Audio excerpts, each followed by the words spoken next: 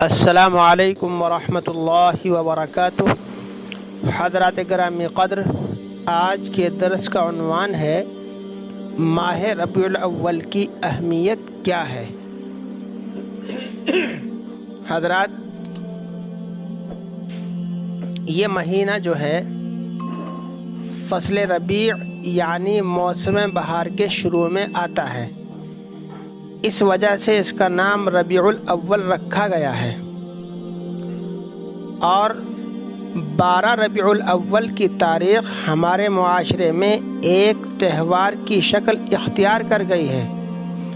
جیسے ہی ماہ ربیع الاول آتا ہے تو جلسے جلوس کا ایک نہ رکنے والا سلسلہ شروع ہو جاتا ہے۔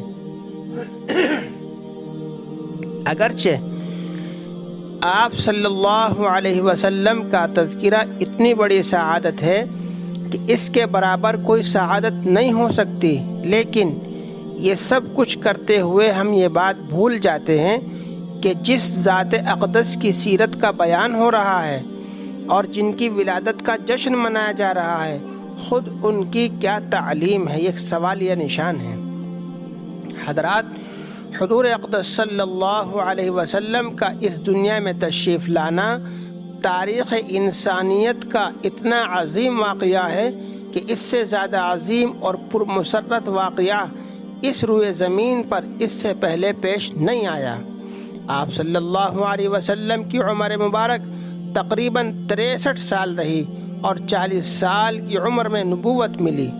اس اعتبار سے نبوت کے بعد آپ صلی اللہ علیہ وسلم 23 سال اس دنیا میں رہے، اور ظاہر ہے کہ 23 مرتبہ آپ صلی اللہ علیہ وسلم کے سامنے 12 ربیع الاول آئی ہے، لیکن آپ نے کبھی بھی اپنا یوم پیدائش نہیں منایا۔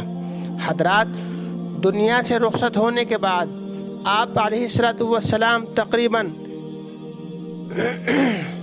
125 یا 1.5 لاکھ صحابہ کرام رضی اللہ عنہم اجمعین چھوڑ کر گئے، جو آپ صلی اللہ علیہ وسلم کے سچے عاشق تھے، لیکن کسی صحابی نے آپ صلی اللہ علیہ وسلم کا یوم پیدائش نہیں منایا، اور نہ کوئی جلسہ کیا، اور نہ کوئی جلوس نکالا، نہ چراغاں کیا۔ اب سوال یہ ہے کہ صحابہ نے ایسا کیوں نہیں کیا؟ اس لیے کہ اسلام کوئی رسموں کا دین نہیں ہے، بلکہ اسلام تو عمل اور اتباع کا دین ہے۔ حضرات، یوم پیدائش کا جو تصور ہے، جس کو ہم برتھ ڈے کہتے ہیں یا عید میلاد النبی کہتے ہیں، یہ تصور ہمارے معاشرے میں عیسائیوں سے آیا ہے۔ حضرت عیسیٰ علیہ السلام کا یوم پیدائش کرسمس کے نام سے 25 دسمبر کو منایا جاتا ہے۔ اگر تاریخ اٹھا کر دیکھیں تو معلوم ہوگا کہ حضرت عیسیٰ علیہ السلام کے آسمان پر اٹھائے جانے کے تقریباً 300 سال تک ان کی یوم پیدائش کا تصور نہ تھا۔ آپ عیسیٰ علیہ السلام کے حواریین میں سے کسی نے یہ دن نہیں منایا، بلکہ بعد میں کچھ لوگوں نے یہ طریقہ ایجاد کیا، جاری کیا۔ حالانکہ اس وقت جو لوگ حضرت عیسیٰ علیہ السلام کے دین پر پوری طرح عمل پیرا تھے، انہوں نے ان لوگوں کو منع بھی کیا اور کہا کہ حضرت عیسیٰ علیہ السلام کی تعلیمات میں تو یوم پیدائش منانے کا کوئی ذکر نہیں۔ تو جن لوگوں نے یہ طریقہ ایجاد کیا، انہوں نے کہا کہ اس میں کیا حرج ہے، کہ کوئی بری بات تو نہیں کہ ہم اس دن جمع ہو کر عیسیٰ علیہ السلام کا تذکرہ کریں، بلکہ اس طرح تو لوگوں میں عمل کا شوق پیدا ہو جائے گا۔ چنانچہ یہ کہہ کر یہ سلسلہ شروع ہو گیا۔ شروع میں تو چرچ میں ایک پادری کھڑے ہو کر سیرت کا بیان کر دیتے اور پھر اجتماع ختم ہو جاتا، لیکن کچھ عرصے کے بعد انہوں نے سوچا کہ اس میں نوجوان اور شوقین لوگ نہیں آتے، لہذا اسے دلچسپ بنانے کے لیے اس میں موسیقی شروع کر دی گئی اور ناچ گانا بھی شامل ہو گیا۔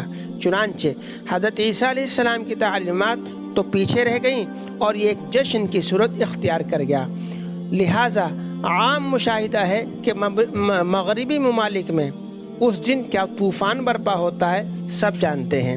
اور اب تو میرے بزرگوں، یہ چیز ہمارے گھروں میں برتھ ڈے کے نام سے آ گئی ہے، بچوں کا بڑوں کا منایا جاتا ہے، جبکہ شریعت میں اس کی کوئی حیثیت نہیں، بلکہ افسوس ہونا چاہیے کہ اب تو زندگی سے 1 سال اور کم ہو گیا اور ہم موت کی طرف جا رہے ہیں۔ ہمیں وہاں کی تیاری کرنی چاہیے، نہ کہ یہاں کی جو ہے رنگینیوں میں مست ہو جانا چاہیے۔ ہمارے حضرت پیر صاحب کہتے ہیں کہ لوگ کہہ رہے ہیں جی آج برتھ ڈے ہے۔ برتھ ڈے کہاں ہے؟ وہ تو آپ کا جو ہے برتھ ڈے کا مطلب کیا ہوا؟ پیدائش کا دن۔ پیدائش کا دن کہاں مناتے ہیں لوگ؟ وہ تو اس دن مناتے ہیں جس دن تاریخ ہوتی ہے، تو اس کو برتھ ڈیٹ کہنا چاہیے، حالانکہ نہ ڈیٹ کی ضرورت ہے اور نہ ڈے کی۔ ہمیں یہ پیغام دیا گیا ہے کہ جیسے جیسے انسان بڑا ہوتا ہے اس کو اللہ کی طرف زیادہ دھیان لگانا چاہیے، آخرت کی فکر کرنی چاہیے۔ اللہ تعالی ہم سب کو عمل کی توفیق عطا فرمائے۔ والسلام علیکم ورحمۃ اللہ وبرکاتہ۔